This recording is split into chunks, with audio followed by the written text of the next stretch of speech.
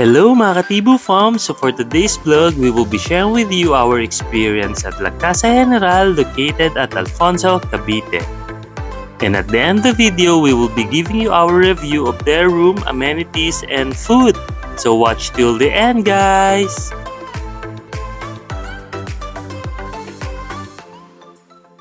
Guys, this place pala is located just beside the famous Sonia's Garden.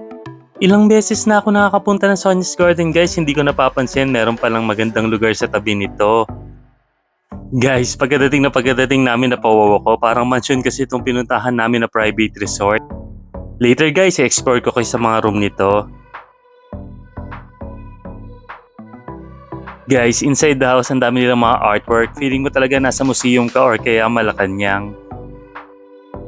They also have 4 rooms here guys that can accommodate I think around 30. Ito yung first room namin. Ito naman guys yung second room. Dito naman mag-i-stay yung mga cousins ko. Also located at the second floor itong master's bedroom nila. I think it can accommodate up to 4 guests kasi meron pa itong pull-out bed guys. Last room guys yung tinatawag niya na pool house. Ito yung pinaka best room dito guys kasi ang ganda ng view mo. Kitang-kita mo kasi dito yung pool and also yung scenery ng Tagaytay. Meron din sila ditong indoor and outdoor kitchen guys and kompleto rin sa gamit kaya sure na makakapagluto kayo pag gusto nyo. Guys, doble kayod tayo ngayon kasi yung dalawang chikiting ko hindi na nakapag room tour. Busy na kasi kagad, napatalon kagad sa pool. Okay lang naman sa akin yan guys, alam nyo naman kasi tayo, basta happy sila, mas happy tayo. Ayan, nagdadatingan na yung mga food namin. Kakatuwa naman, meron palang lechon yung handa ng mga tito and tita ko. Guys, hindi ko pa pala nasasabi. Birthday ng mga tito and tita ko kaya kami nagpunta dito. I want to say happy birthday uli and also thank you dahil sobrang nabusog at nag-enjoy kami. Guys, bagay na bagay talaga itong resort na to sa mga big families like us kasi makikita nyo naman ang daming pwedeng pagtambayan at kainan. Meron na silang long table sa loob, meron pa sa labas. Kaya kahit 30 katao kayo, kasyang-kasya kayo dito. Guys, tip pala, pag mag-stay kayo dito, punta na rin kayo sa katabi ng Sonia's Garden kasi mga fresh vegetables yung mga tininda nila doon. Guys, kakatuwa lang makita yung papa ko, sobrang saya niya kasi kasama niya yung mga kapatid niya.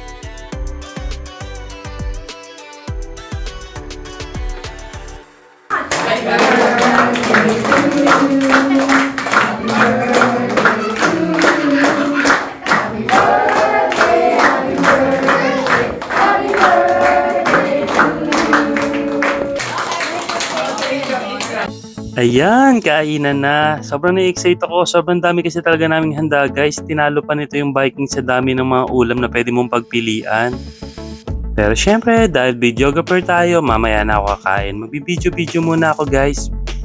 Syempre, alam niyo naman tayo, gusto natin ma-document yung mga happy memories like this. Minsan-minsan lang kasi mangyari to guys yung kompleto kayo as a family.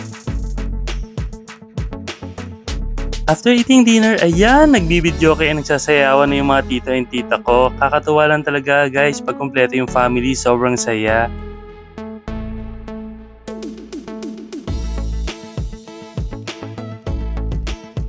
Guys, sobrang saya ko kasi nakita ko yung baby Dani ko. Sobrang nag-i-enjoy siya with her cousins. Kakatuwa lang guys talaga makita yung mga chikiting mo na sobrang saya. Habang naglalaro yung mga kids sa room, ito ng mga tito and tita niya, ayan, nagbababad na dito sa pool. Medyo malamig na kasi yung swimming pool guys paggabi kaya hindi ko na sila hinayaan mag-swim. Para lalong mag-enjoy yung mga kids, ayan, yung tito Eric niya, nagpalaro na ng games sa mga kids. Nagbigay siya dito ng 500 guys kung sino manalo dito sa Jack and Poy game.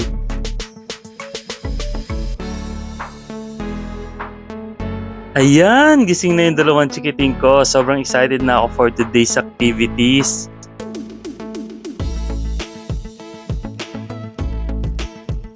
Since magkatabi ng Alfonso, Cavite at Tagaytay guys, sobrang lamig din dito sa umaga at meron din fog. Kaya kakagana talaga kumain ng almusal dito lalo na pag may masarap ng kape.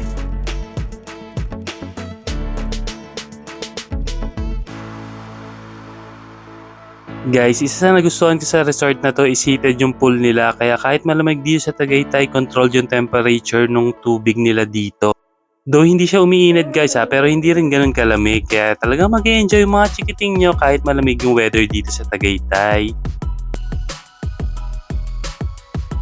So guys, our verdict. I'm going to rate this resort a 5 out of 5 stars.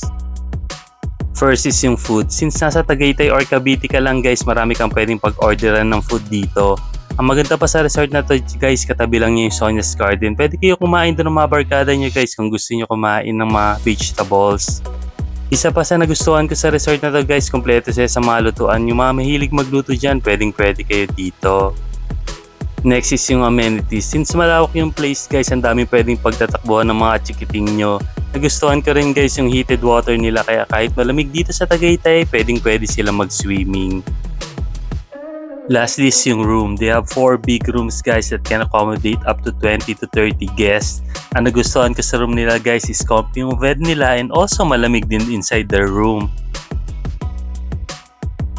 So guys, if you're planning to have a staycation at Cavite, better check out La Casa General. I hope you enjoyed the video guys. See you on our next vlog. Bye!